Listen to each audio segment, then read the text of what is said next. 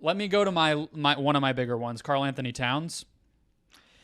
I knew you were going to talk about him, and I also just like saw like the clips of him talking how he changed the game of basketball, and I just was like, Karl-Anthony Towns like needs Karl-Anthony Towns needs like a real like vibe reset, just on his career.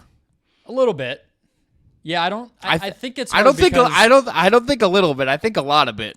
Well, here's the deal. I feel like some of it is out of his control. Obviously, the situation with himself and his family during the pandemic is no laughing matter. I think the fact that the calf thing he dealt with last year almost turned into an Achilles tear is also no laughing matter. Like, serious stuff actually genuinely really sucks and probably set him back a fair bit physically and all that. He's also just an underwhelming basketball player for what we thought he was going to be. And both things are true, I think.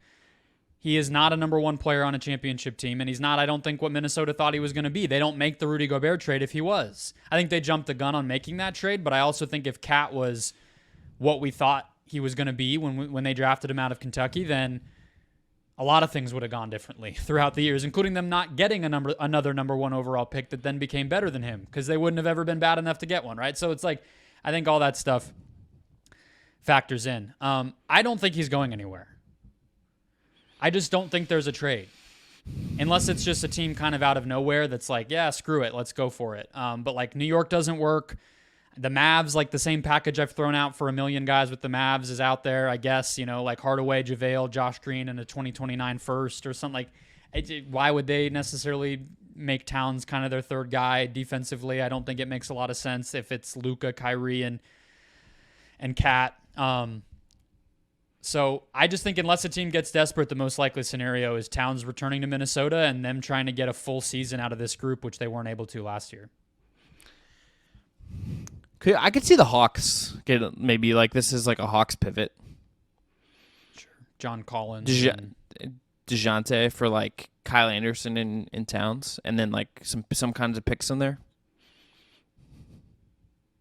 Yeah, I think DeJounte might have pretty similar trade value to him, so that's why I thought John Collins. But the Hawks have a bunch of salaries. We probably should have put a Hawks person on here because I think they're liable to do any number of things. I don't think Trey's going anywhere, but besides that, could do anything.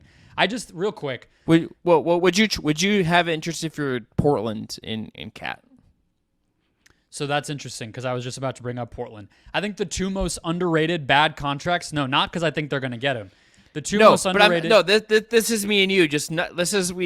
We worked this whole point to get to the same team talking about freaking Karl-Anthony Towns, Brendan. It took us an hour, but we got here to be on exactly going. The to the Trailblazers don't have the ability to get players like him because they don't have the salaries. It has to be somebody who fits with Simons, and they don't have a lot of other picks. So what I was going to say, because I mentioned the Knicks a second ago, the two most underrated bad contracts in the league that matter for teams that might try to get involved with stuff this summer, Yusuf Nurkic, Julius Randle. Those are both debilitatingly bad contracts, and I don't even mean that against those guys, but their combination of injuries and just not being sort of like modern NBA winning players is just like really hampering their teams. And I don't think either one of those get talked about. It's bad. It's like, shitty to call players bad contracts because they're humans and whatever. But like just in terms of what their teams are trying to do, Nurkic and Randall, it's like any deals you try to look at with the Knicks or the Blazers almost have to include those guys, and no one would want them back because they're under multi-year deals that way overpay them. Nurkic. AKA Towns is going back to Minnesota. I would like him to get into. But I think for him, Brendan, if I could dreamcast a scenario for him, I think him as like the Dame is better than him and a bigger, more stout leadership personality than him. I think that would be a really good experience for him if he got to get out of Minnesota and get put somewhere where he gets to kind of reset and be under someone who's, I think a little more respected, let's say, who doesn't go on podcasts and like has every quote made fun of because it's the things he says are kind of ridiculous.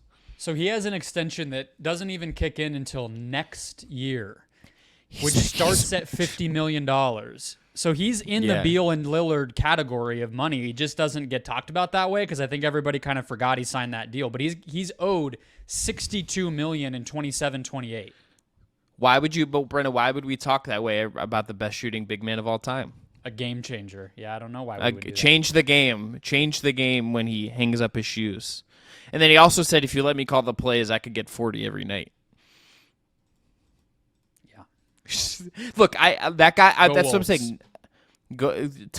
I'm friends with a couple Wolves people, and I think about their mental health quite a bit sometimes because it just seems tough. It seems like a tough hang.